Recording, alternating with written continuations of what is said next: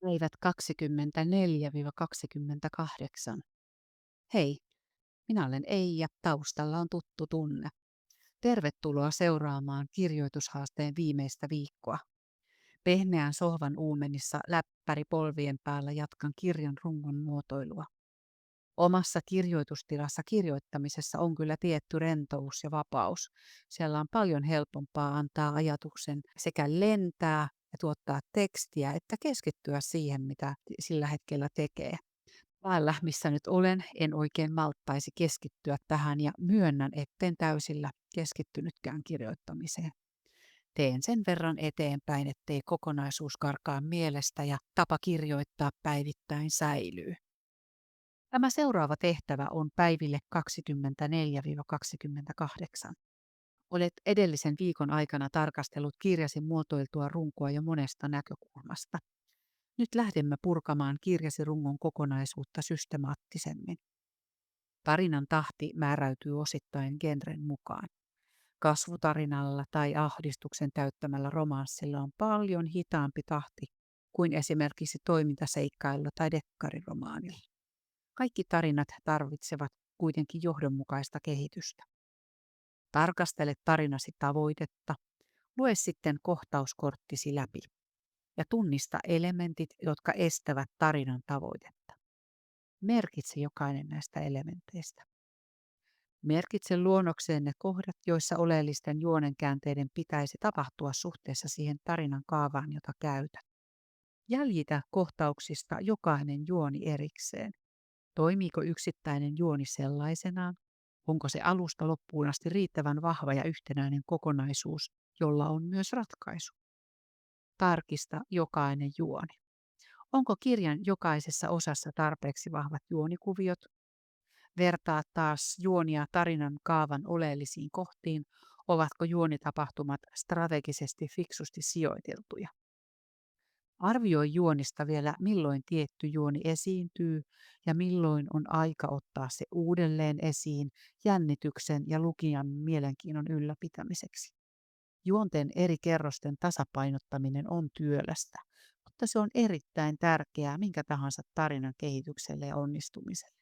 Jos tarinan juonikuviot sulautuvat yhteen ja sinulla on tunnisteita lisätessäsi vaikeuksia päättää, mikä säie on mitäkin ketjua, olet onnistuneesti kutonut juonet tarinasi kudokseen.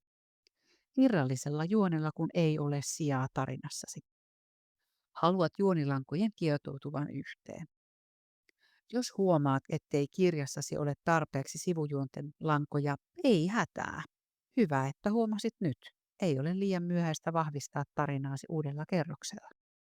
Jännitteen merkitseminen ja jäljittäminen. Voit jäljittää jännitystä kirjassasi aivan kuten voit jäljittää juonenlankoja.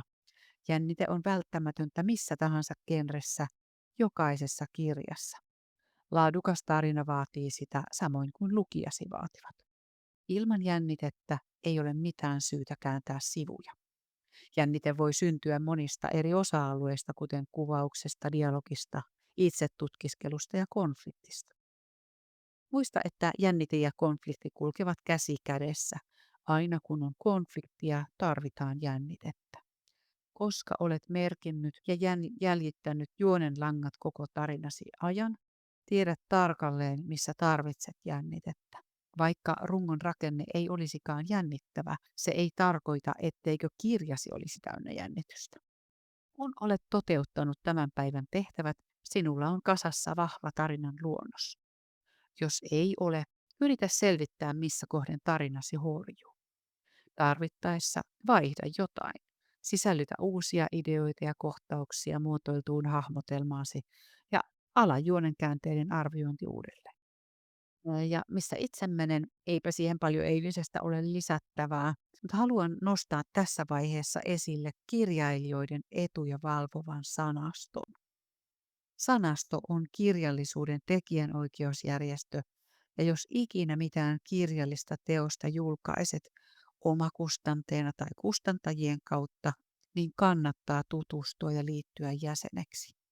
Myöskin kääntäjät voivat hakeutua sanaston jäseneksi, onhan jokainen käännetty kirja oma kirjallinen tuotoksensa, jossa kääntäjän panos ja merkitys on huomattavan suuri. Ei muuta kuin kirjoittamisen iloa ja sitten aikanaan tulee se päivä 29 ja siellä tulee sitten seuraavat ohjeet ja seuraava video. Hei vaan!